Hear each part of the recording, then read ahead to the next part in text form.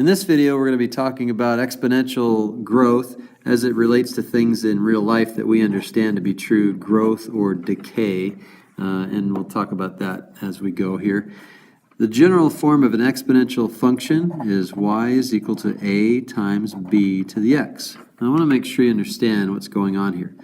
In exponential growth and decay models, the y is the population of whatever it is that we're studying. It could be a population of bacteria, it could be a population of rabbits, it could be a population of anything where the numbers are changing, the number of whatever we're studying are changing, and they're always changing with respect to time. So x is going to represent time.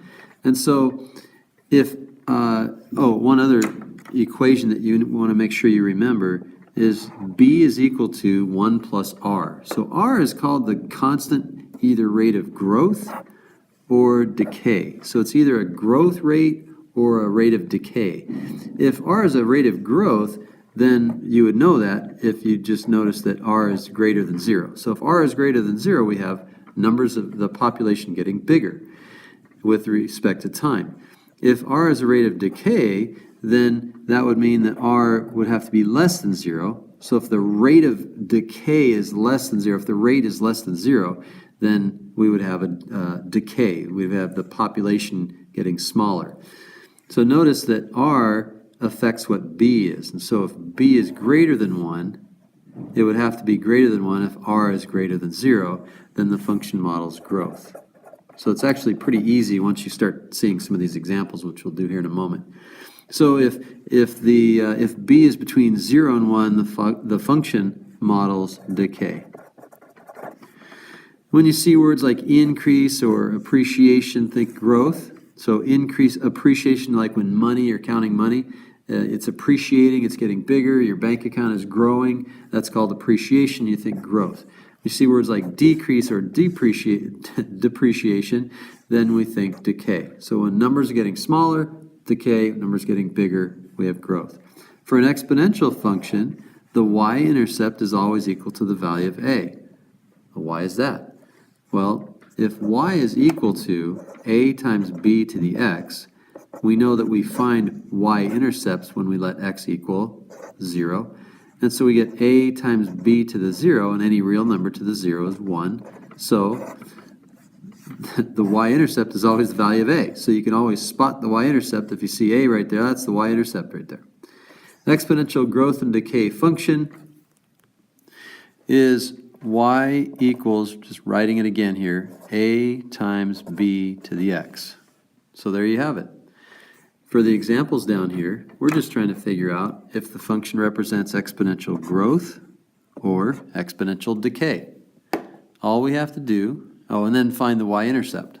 So if we were to graph the function, we would just let x equal 0 to find the y-intercept, or if you know where to spot it, then you can find it right away. So this number right here, that's the number, that's our b. If you remember, if b is greater than 1, function model's growth.